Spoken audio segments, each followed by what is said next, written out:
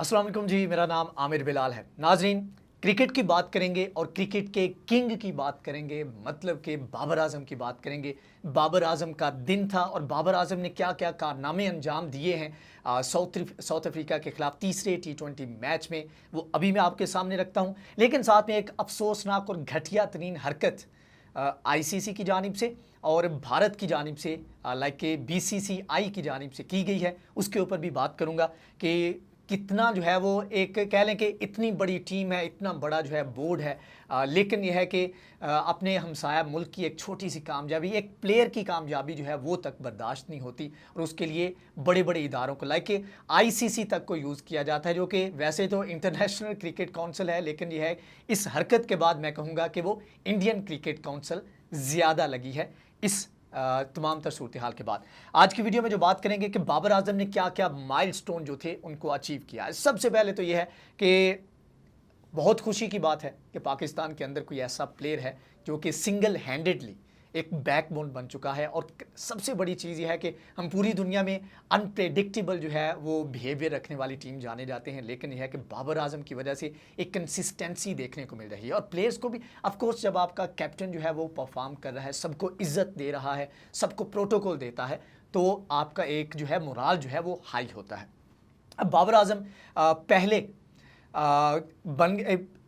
तीसरे क्रिकेटर बन चुके हैं पाकिस्तान की तरफ से जिन्होंने तीनों फॉर्मेट में सेंचुरीज जो हैं वो स्कोर की हैं। उसके बाद अगर पाकिस्तान अनफॉर्चुनेटली बिल्कुल लास्ट पे पहुंचकर बाबर आजम आउट हो गए, अगर बाबर आजम आउट ना होते तो 200 प्लस ऐसे कहने के सबसे बड़ी पार्टनरशिप 10 विकेट विन जो था वो पाकिस्तान के हिस्से में आता है। इससे पहले न्यूजीलैंड के पास है 170 के साथ उन्होंने विन किया था और इसके अलावा ये हाईएस्ट पार्टनरशिप भी बन सकती थी पाकिस्तान की तरफ से, लेकिन अगेन पाकिस्तान की तरफ से अगर देखा जाए तो ये हाईएस्ट पार्टनरशिप है 197 की।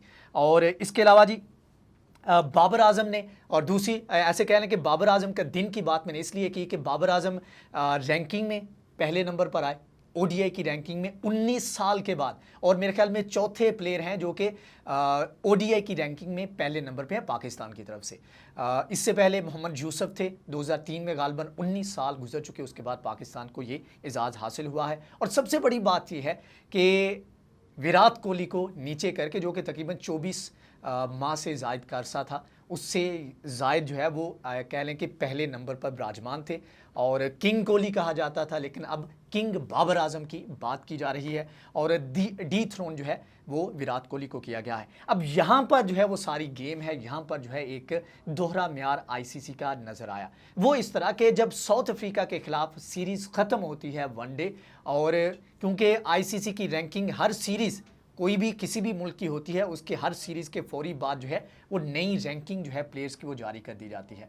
लेकिन देखें, आप अंदाज़ा करें कि बार बार मैं अपनी बात करूं तो जब ये सीरीज़ ख़त्म हुई उसके बाद बार बार जाकर मैंने वेबसाइट के ऊपर देखा कि यार अभी जो अपडेट करते हैं, अभी अपडेट करते हैं। सारी दुनिया बात कर रही है, सारे लोग जो है इसके ऊपर बात कर रहे हैं, लेकिन जो है उसको रैंकिंग को अपडेट नहीं किया। एक हफ्ते बाद जाकर जो है अल्लाह अल्लाह करके जब उनको लगा कि यार अब जो है इसके बगैर गुजारा नहीं है, तो उन्होंने रैंकिंग जो है उसको अपडेट किया और ऑफिशियली अनाउंस कर दिया। इसके अलावा और बहुत सारी चीज़ें हैं जो कि आईसीसी बिल्कुल उस तरह से करता है जिस तरह भारत चाहता है, बीसीसीआई चाहता है। फॉर एग्जाम्पल एक छोटी सी मिसाल मैं आपको एक और दे देता हूं कि पाकिस्तान के अंदर ग्वादर पोर्ट के पास जो है ग्वादर क्रिकेट स्टेडियम, जब इसके ऊपर पाकिस्तान ने इसको शेयर किया और आईसीसी ने इसको फॉर द फर्स्ट टाइम जब शेयर किया और पूरी दुनिया में जो है इसके ऊपर व्लॉगर्स आए, इंटरनेशनल व्लॉगर्स, उन्होंने आके व्लॉग्स किए कि और उन्होंने इस चीज़ को एडमिट किया कि one of the prettiest cricket stadium in the world जो है इसको कहा जा सकता है। लेकिन फिर यह है कि पाकिस्तान ने जब ये किया तो भारत को इतनी आग लगी कि यार पाकिस्तान के अंदर जो है वो इसको इस तरह से हाईलाइट किया जाए। उन्होंने फिर जी अपने जो है बिल्कुल किसी ना काम के उन्होंने स्टेडियम जो है, जिनको स्टेडियम भी नहीं कहा जा सकता, उन्होंने वो अपलोड करवाना शुरू कर दिए, क्योंकि आईसीसी के अंदर काफ़ी भारत की चलती है और वैसे भी काफ़ी जो है भारतीय वहाँ पर काम भी करते हैं, तो अपनी मर्ज़ी के मुताबिक ये चीज़ें करवा सकते हैं।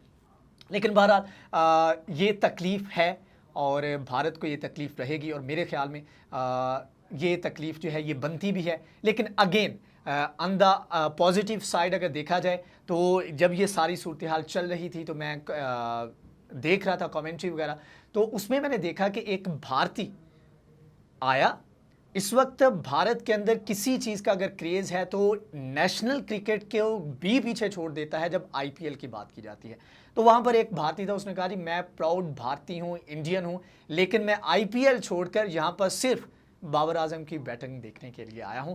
और इतना मतलब कि लोग इंजॉय करते हैं और इतना ज़्यादा जो है वहाँ पर जो क्रिकेट फैंस हैं वो देखना चाहते हैं, मतलब कि कोई भी अच्छा प्ले करता है। इवन कि अगर बात की जाए तो मैं समझता हूँ कि टेक्निकली और अगर रैकेट वाइज देखा जाए, क्योंकि बहुत हमारे इधर पाकिस्तान के अंदर कंपैरिजन किया जाना शुरू कर दिया गया है कि बाबर आजम या विराट कोहली, लेकिन अगेन बाबर आजम ने अभी सिर्फ आगाज़ किया है। अभी एक बड़ी लंबी मैराथन जो है जो बाबर आजम ने अभी वो चलना है, उसने दौड़ना है। लेकिन जो विराट कोहली है, विराट कोहली की बहुत बड़ी अचीवमेंट्स हैं।